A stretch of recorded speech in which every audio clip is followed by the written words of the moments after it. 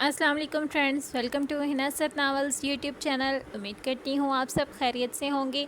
Friends, जिसने मेरे channel को अभी तक सब्सक्राइब नहीं किया तो प्लीज़ इसे जल्दी से सब्सक्राइब कर लीजिए और बेल आइकन को क्लिक करना बिल्कुल भी मत भूलिएगा, ताकि आपको आने वाली हर नई किस्त की नोटिफिकेशन मौसूल हो सके। आज आपके लिए लाई हूँ एक लॉन्ग एपिसोड, तो आइए बिना वक्त ज़ाया किए चलते हैं आज की किस्त की जानिब। नावल जो हुक्म सरकार, किस्त नंबर 23।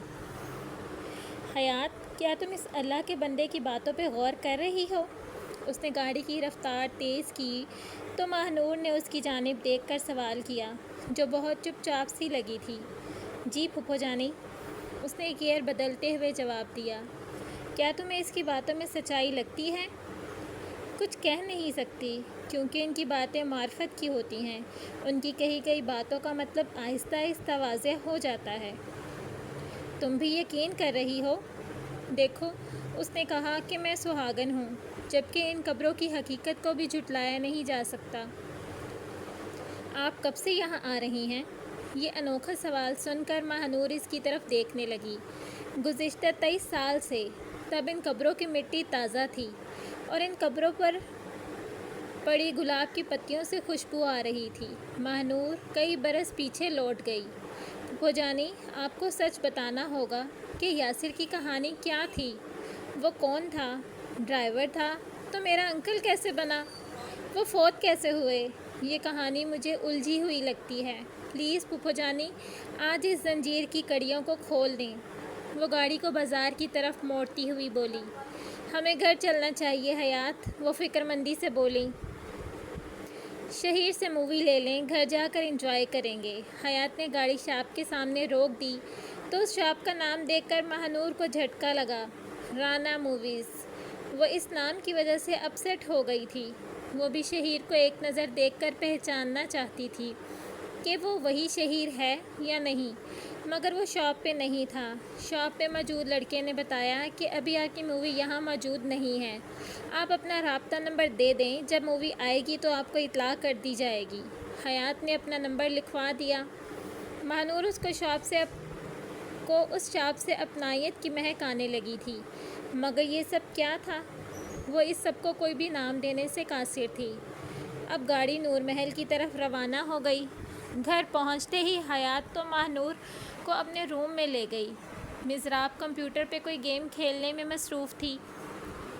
हयात ने उसे डपट कर भगा दिया। अब वो और महानूर अकेली थीं। महानूर बुआ गम और अफसुर्दगी की तस्वीर बन गई थी पिछली बातों को सोचते हुए।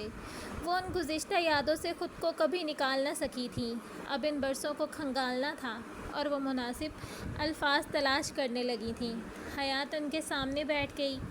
वह इस तरह से बिल्कुल खामोश होकर बैठी थी जैसे उसकी कोई पसंदीदा मूवी शुरू होने वाली है। महानूर को आज भी वो दिन याद था जब उसने पहली बार यासिर को फराज के साथ ज़मीन पे बैठे हुए देखा था। वो मलिक ज़ियाउर रहमान के सामने बैठे शायद नौकरी की बात कर रहे थे। उसने शुरू से सारी बात बताना शुरू कर दी। कौन हो तुम और कहाँ से आ गई हो? मेरी ज़िंदगी पे धड़ल्ले से कब्ज़ा जमा कर बैठ गई हो। क्या समझती हो तुम कि मैं तुम्हें इतनी आसानी से हातिम को प्लेट में सजाकर पेश कर दूंगी? कोई मज़ाहमत नहीं करूंगी। मेरी ज़िंदगी है वो शख्स, मेरा बेहतरीन दोस्त है। मेरा बचपन गुजरा है उसके साथ। मुझे उससे बेहतर कोई नहीं जान सकता। उस पर सिर्फ मेरा हक है। माना कि वो मुझसे मोहब्बत नहीं करता, वो तो सिरे से ही मोहब्बत जैसे जज्बात से कोई आशनाई नहीं रखता था। वो खुश्क मिजाज है। तभी तो मैं सर पटक पटक कर थक गई और उसे छोड़कर जाना चाहा, लेकिन मुझे फिर लौटना पड़ा। मुझे तो कोई खौफ व ख़तरा नहीं था, लेकिन तुम न जाने कहाँ से निकल आई उस पे अपना हक जमाने।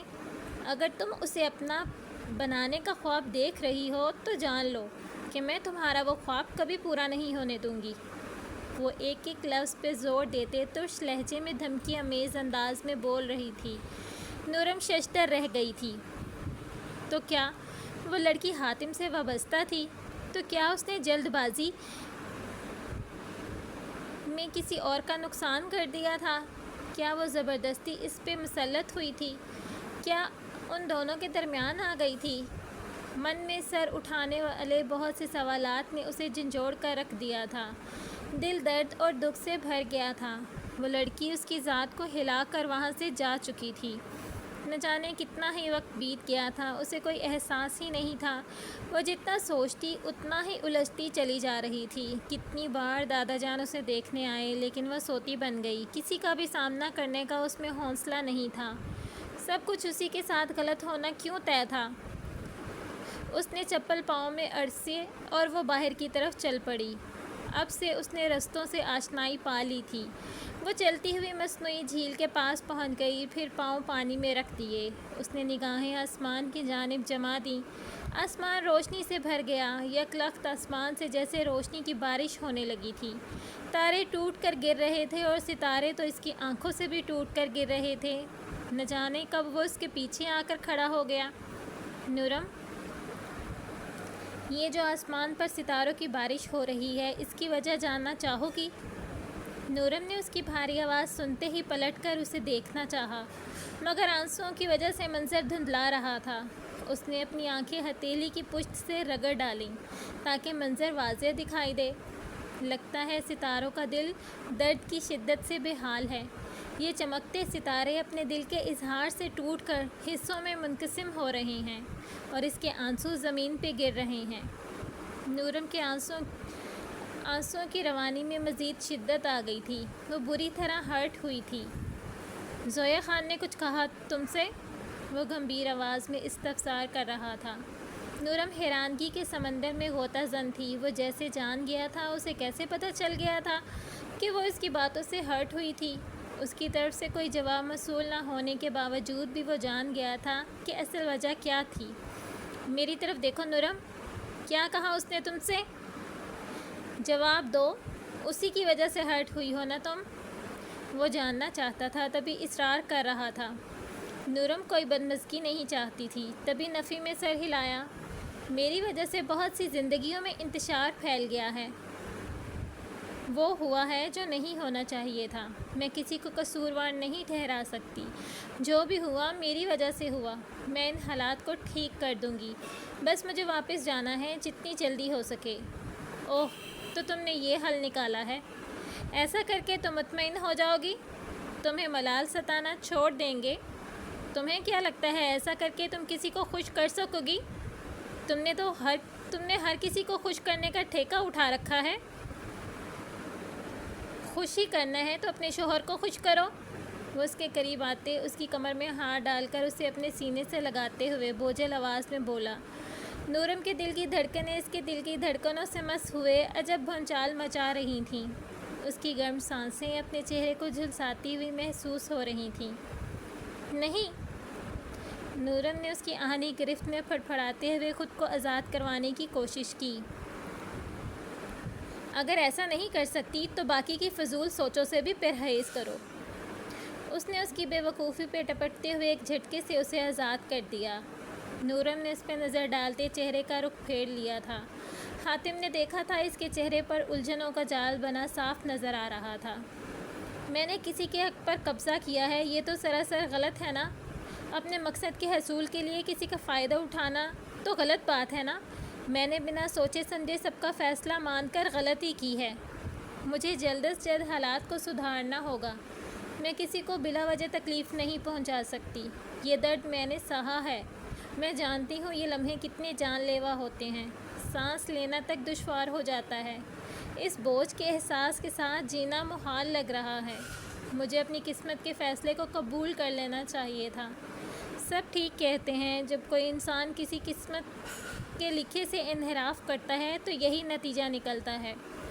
پانی کے بہاؤ کو زبردستی موڑنا ٹھیک نہیں ہوتا۔ وہ مدھم لہجے میں افسوس کا اظہار کر رہی تھی۔ پے در پے واقعات نے اسے کمزور کر دیا تھا۔ تم نے کچھ غلط نہیں کیا۔ یہ قسمت کا لکھا ہوا فیصلہ تھا۔ آج سے نہیں، ازل سے عالم ارواح میں یہ فیصلہ ہو چکا تھا۔ تم نے کسی کا حق نہیں مارا۔ کسی کی بات کو سیریس لے کر خود کو پریشان مت کرو۔ وہ بے وقوف ہے۔ مجھ سے اس کا اتنا تعلق ہے کہ وہ میری دوست ہے۔ باقی یک طرفہ محبت ہمیشہ تکلیف کا باعث بنتی ہے، اس کا اندازہ ہونے لگا ہے مجھے۔ اس نے رسان سے اسے سمجھانا چاہا۔ نورم نے نظریں چراتے ہوئے اپنی نگاہیں آسمان پر جما دیں اور اسے لاپرواہی برتنے لگی۔ تم نہیں جانتی نورم، جب محبت بے توجہی دکھاتی ہے تو دل کی عجیب سی حالت ہو جاتی ہے۔ دل کی دھڑکنوں میں تلاطم برپا ہو جاتا ہے، دل اپنے ہوش گنوا دیتا ہے اور دل امید کے دیے روشن کرنے لگتا ہے۔ مدھم پڑتی سانسوں سے دل کی دھڑکنیں تھمنے لگتی ہیں۔ جانے کیسا خوف تھا! خوف سا بھر جاتا ہے، بے چینی کم ہونے کا نام نہیں لیتی، بے قراری بڑھتی چلی جاتی ہے۔ وہ ایک لمحے کو رکا اور ٹکٹکی باندھے اسے دیکھتا چلا گیا۔ نورم اس کی جانب دیکھ رہی تھی، مگر زیادہ دیر تک اس کی آنکھوں کی تپش برداشت نہ کر سکی تو نظریں جھکا گئی، شاید اس لمحے سے نکلنا چاہتی تھی۔ کیا تم جانتی ہو، مجھے لگتا ہے کہ مجھے صدیاں بھی کم پڑ جائیں گی تمہیں جاننے کے لیے۔ جتنا میں تمہیں جاننے کی کوشش کرتا ہوں اتنا ہی تمہارے دل کے بھول بھلائیوں میں کھوتا چلا جاتا ہوں۔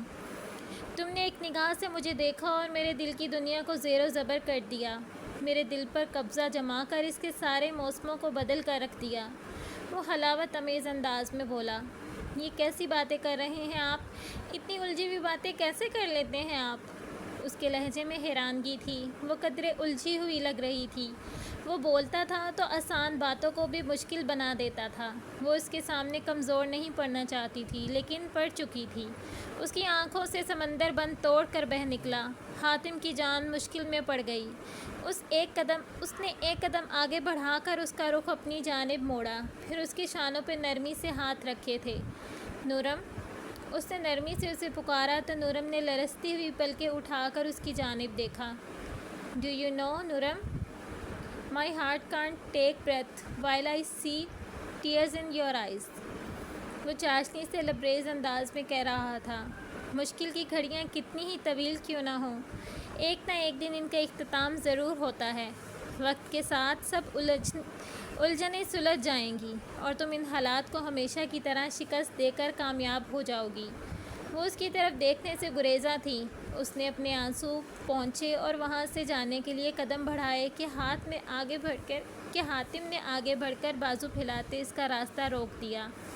یوں شکوہ کناں نگاہوں سے میری طرف دیکھ تو رہی ہو، لیکن مجھے کوئی اعتراض نہیں۔ میں مانتا ہوں غلطی میری ہے، سارے حالات کو کنٹرول کرنے میں تھوڑی مشکل پیش آ رہی ہے، لیکن مجھ پہ بھروسہ رکھو، میں سب ٹھیک کر دوں گا۔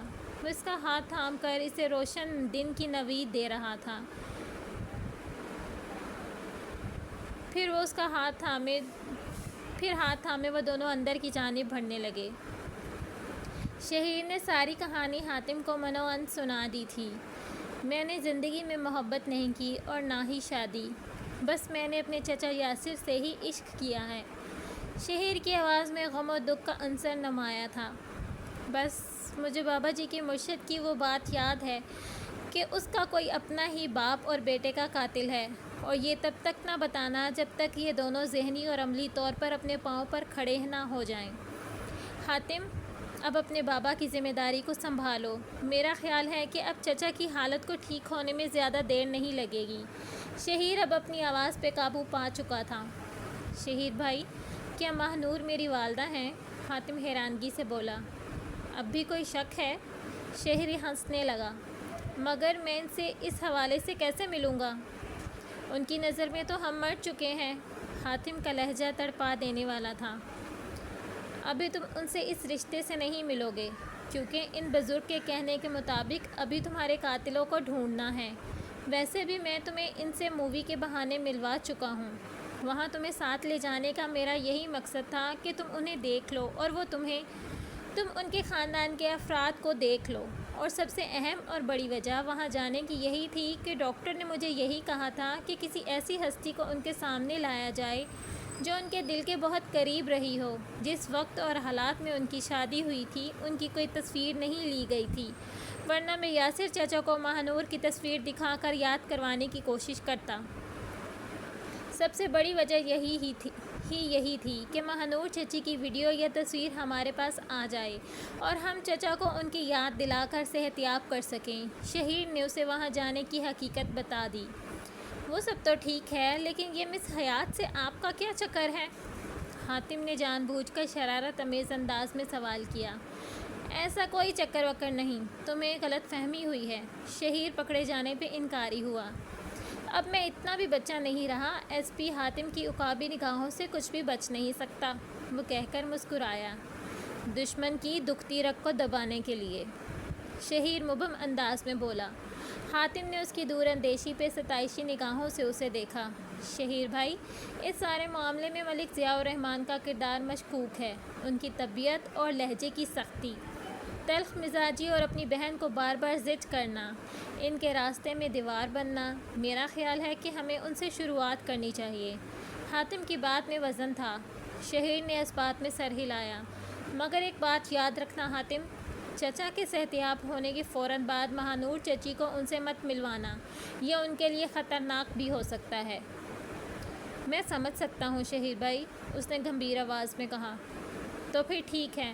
ڈاکٹر احمد بھٹی کو بھی اپنا رازدار بنا کر ساری سچویشن ان کے سامنے رکھ دیتے ہیں، انہیں اپنے گھر بلوا کر یاسر چچا کو وہی مووی دوبارہ دکھا دیتے ہیں۔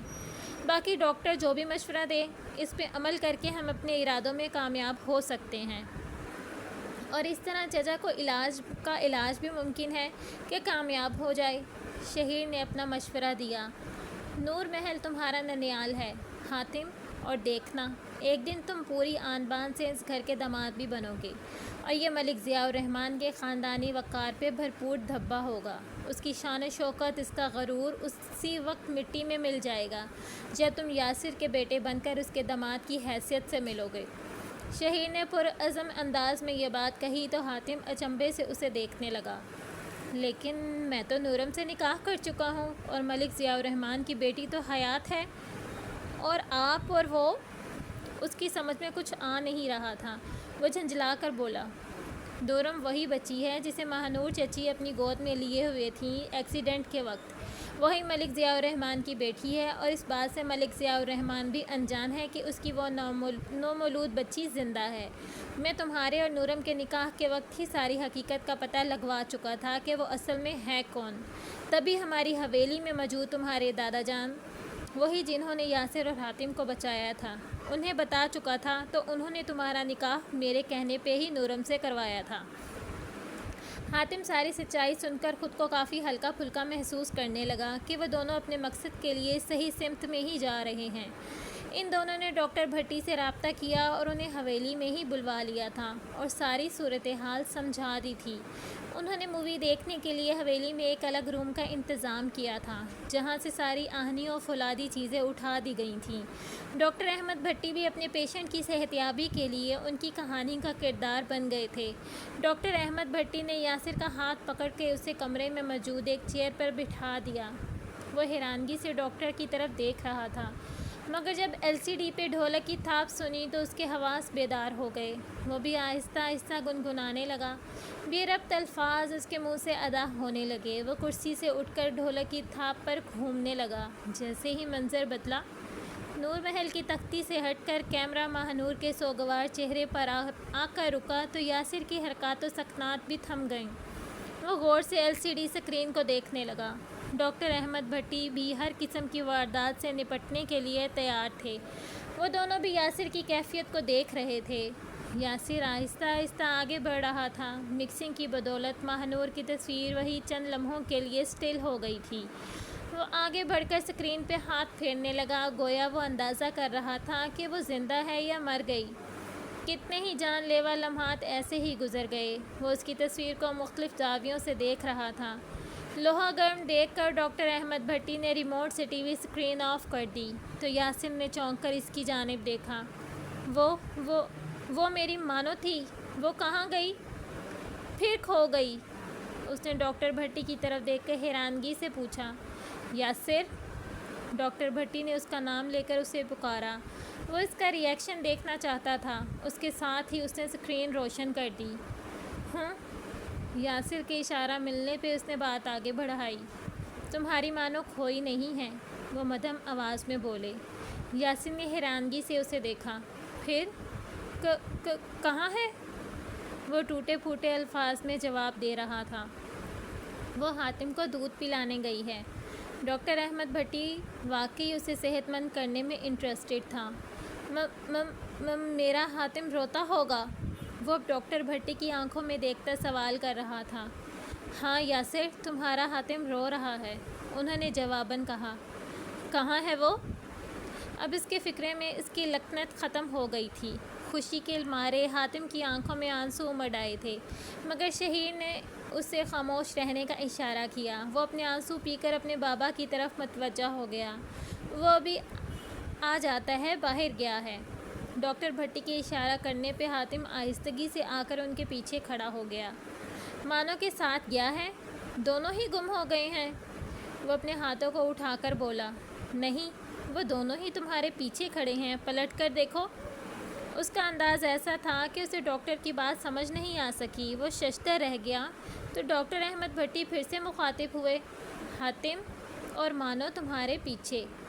اس پر ڈاکٹر احمد بھٹی نے ہاتھ کا اشارہ کیا تو وہ گھوم گیا، مگر اپنے سامنے کھڑے ایک نوجوان کو دیکھ کر حیران رہ گیا۔ وہ آہستہ آہستہ چلتا حاتم کی طرف آیا۔ اس نے اپنے لرزتے ہاتھوں سے حاتم کا چہرہ اپنے ہاتھوں کے پیالوں میں بھرا تو کئی برسوں کے پیاس شدت جذبات پہ قابو نہ رکھ سکی۔ حاتم کے لب لرزنے لگے، آنکھیں چھلکنے لگیں، لیکن شہیر نے اسے نہ رونے کا اشارہ کیا تو حاتم نے اپنے امڈ آنے والے آنسوؤں کو پیچھے دھکیلنے کی کوشش کی۔ یاسر اس کے ہاتھوں کو دیکھنے لگا۔ وہ کبھی الٹا کر کے کبھی سیدھا کر کے اس کے ہاتھوں کو دیکھ رہا تھا۔ وہ اس کے جسم پہ ہاتھ پھیرنے لگا۔ بابا، حاتم کہہ کر اپنے آنسوؤں پہ قابو نہ رکھ سکا۔ اس کے آنسو یاسر کے ہاتھوں پہ گرے تو وہ تڑپ کر رہ گیا۔ ایک اعلیٰ کڑک پولیس آفیسر جس کی دہشت سے ہر مجرم کانپ اٹھتا تھا، آج وہ اپنے بابا کے سامنے جذباتیت کی انتہاؤں کو چھو رہا تھا۔ حاتم، یاسر نے گزشتہ 23 برس میں پہلی بار اسے پکارا تھا۔ بابا، حاتم ان کے ہاتھ چومنے لگا تھا۔ بابا، میں آپ کا حاتم ہوں، مجھے پہچانیں، میرا نام لیں، مجھے آواز دیں۔ اس کی آنکھوں میں کب سے رکے ہوئے آنسوؤں کا سیلاب جاری ہو گیا۔ حاتم، کیوں رو رہے ہو؟ مانو کہاں ہے؟ یاسر نے اس کے آنسو پوچھتے ہوئے پوچھا۔ وہ حاتم کو چھوڑ کر ادھر ادھر دیکھنے لگا جیسے مانو کو تلاش کر رہا ہو۔ ڈاکٹر احمد بھٹی کا اشارہ پا کر وہ پیچھے ہو گیا۔ ٹی وی اسکرین پر مانو کی اسٹل بدستور قائم تھی۔ یاسر کی اس کی طرف پشت تھی۔ وہ مانو کو آوازیں دینے لگا۔ اس نے یک لخت پلٹ کر دیکھا تو اس کی نظر ٹی وی اسکرین پر مانو کی اسٹل پر پڑ گئی۔ اس کے قدم تھم گئے۔ پھر وہ چلتا ہوا ٹی وی اسکرین کی قریب آیا اور بولا، لو بھلا، ڈگروں کی طرح چپ کر کے بیٹھی ہے۔ حاتم رو رہا ہے، تم بولتی کیوں نہیں مانو؟ ہم باپ بیٹے سے ناراض ہو؟ چلو صلح کر لیتے ہیں۔ اس نے اپنا ہاتھ ٹی وی کی طرف بڑھایا ہی تھا کہ ڈاکٹر احمد بھٹی نے ٹی وی اسکرین آف کر دی۔ وہ غصے سے پاگل ہو گیا۔ مانو، بولو، بولتی کیوں نہیں؟ اس نے دیوار پر لگی ایل سی ڈی جھٹکے سے اکھاڑ کر زمین پر گرا دی۔ ان کا مقصد پورا ہونے والا تھا۔ اب شہیر بھی اس کے سامنے آ کر کھڑا ہو گیا تھا۔ وہ پاگلوں کی طرح ایل سی ڈی کو ٹھوکریں مار رہا تھا۔ بولو، بات کرو مجھ سے مانو، ورنہ میں تم سے روٹھ جاؤں گا۔ مانو، کہاں ہو تم؟ میرا حاتم رو رہا ہے، مجھے تڑپاؤ مت ہمیں۔ وہ کہتے ہوئے شہیر کی طرف بڑھا، پھر غور سے اس کی چہرے کو دیکھنے لگا۔ دماغ کی غراریوں نے کام کرنا شروع کر دیا تھا۔ پہچان کا نٹ بولٹ کس دیا گیا تھا۔ رشتوں سے محبتوں اور چاہتوں کی آئی سی نے کام کرنا شروع کر دیا تھا۔ اوئے ڈنگرا شہیر، میرے جگر، میری مانو کو بلاؤ یار، میں پاگل ہو جاؤں گا۔ یہ کہہ کر وہ شہیر کے گلے لگ گیا۔ چچا، یہ کہہ کر شہیر بھی اس کے گلے لگتا رونے لگا۔ چچا یار، تو بھی ڈنگر ہے، ہمیں رلا رہا ہے، شہیر نے کہا تو وہ چونک کر اسے دیکھنے لگا۔ پھر بولا، شہیر، میری مانو، کیا وہ زندہ ہے؟ اب وہ حاتم کی طرف بڑھا تو حاتم بھی ان کے گلے لگ گیا۔ بابا، بہت ترسایا آپ نے ہمیں، دیکھیں آپ کی گود سے نکل کر آج آپ کا حاتم آپ کے قد کے برابر کھڑا ہے۔ اتنا عرصہ کہاں تھے آپ؟ وہ پیار محبت بھری لوریاں کس رشتے میں تلاش کروں بابا؟ میرا بچپن، میرا لڑکپن آپ کی محبت کو ترستا رہا ہے بابا۔ وہ ان کے گلے لگے اپنی ساری ادھوری رہ جانے والی خواہشات بتا رہا تھا۔ ڈاکٹر احمد کی آنکھوں میں بھی نمی گھلنے لگی تھی۔ مجھے میری مانو کے پاس لے چلو۔ اور یہ ہم کس گھر میں ٹھہرے ہیں؟ چلو اپنے گھر چلتے ہیں۔ وہ ان دونوں سے مخاطب ہوا۔ یہی اپنا گھر ہے بابا، یہ شہیر بھائی نے بنوایا ہے اپنی محنت سے، حاتم نے کہا تو وہ شہیر کی طرف دیکھنے لگا۔ چچا وہ پرانا گھر بھی اپنے ہی پاس ہے، ذرا چند دن ٹھہر کر اس میں چلیں گے۔ اب آپ آرام کرو، طبیعت مزید سنبھل جائے گی۔ ڈاکٹر احمد بھٹی نے یقیناً بہت عظیم کارنامہ سر انجام دیا تھا، مگر اصل بنیاد تو وہ مووی بنی تھی جو شہیر کا آئیڈیا تھا۔ کچھ دیر بعد ڈاکٹر احمد بھٹی وہاں سے چلے گئے تو یاسر نے شہیر سے پوچھا، شہیر، میری مانو نظر نہیں آ رہی؟ آپ کی بیوی بہت خوش قسمت ہے، حج کرنے گئی ہوئی ہیں۔ اس کا جھوٹ سن کر حاتم کو سر اس بات میں ہلانا پڑا، کیونکہ ابھی یہی بہتر تھا۔ واہ میرے پروردگار، تیری رمزیں تو ہی جانتا ہے۔ یاسر شعور کی دنیا میں واپس آ کر مووی والی بات بھول گیا تھا۔ وہ کب تک آ جائے گی؟ ابھی پرسوں تو گئی ہیں، تقریباً 1-1.5 ماہ تو لگ ہی جائے گا۔ میرا خیال ہے کہ مانو چچی کی دعا قبول ہو گئی ہے۔ آپ مل جو گئے ہیں؟ شہیر نے جان بوجھ کر اس کی بیماری کا ذکر نہیں کیا تھا۔ تو بھی ڈنگر ہی ہے۔ یاسر نے اتنا ہی کہا۔ حاتم ان دونوں کی دلچسپ گفتگو سے محظوظ ہو رہا تھا۔ ماہنور نے کئی بار اپنے آنسو پونچھے تھے، لیکن حیات کے چہرے پر آنسو اپنا بسیرا بسا چکے تھے۔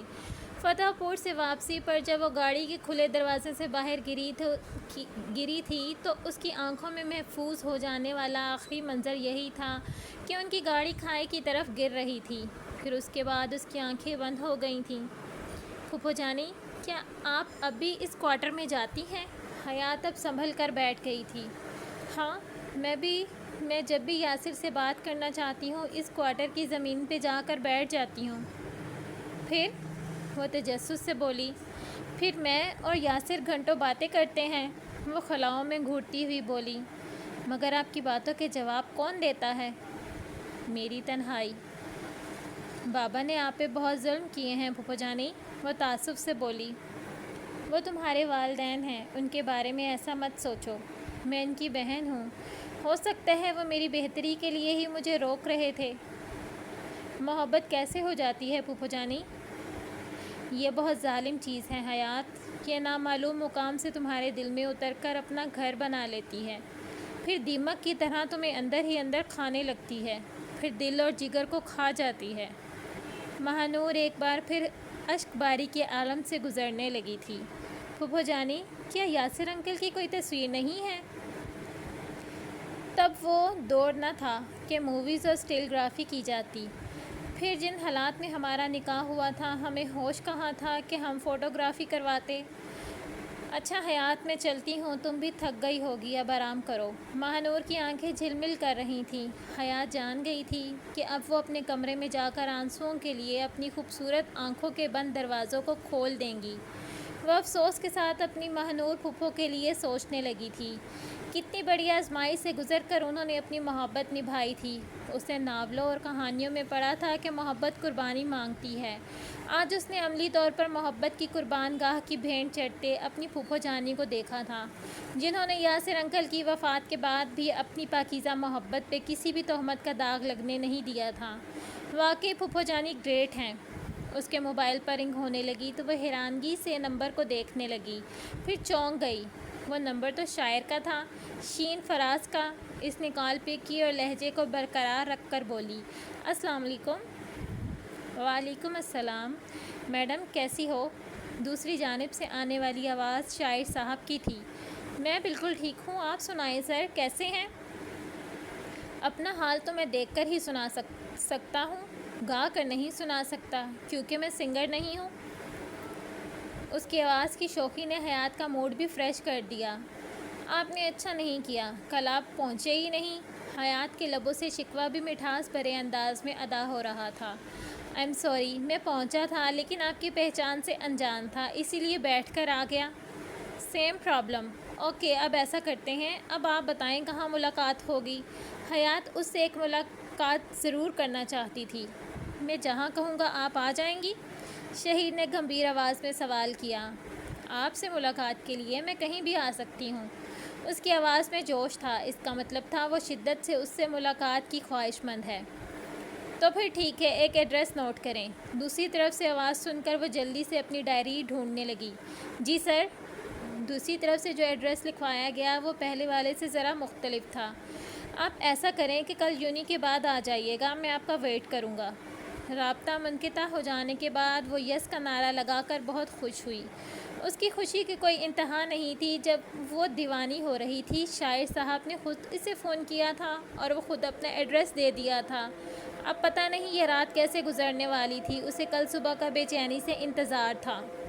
تو ڈیئر ریڈرز، کیسی لگی آپ کو آج کی کیس؟ کمنٹ سیکشن میں اپنی رائے سے ضرور نوازیے گا۔ اپنا خیال رکھیے گا۔ اللہ حافظ۔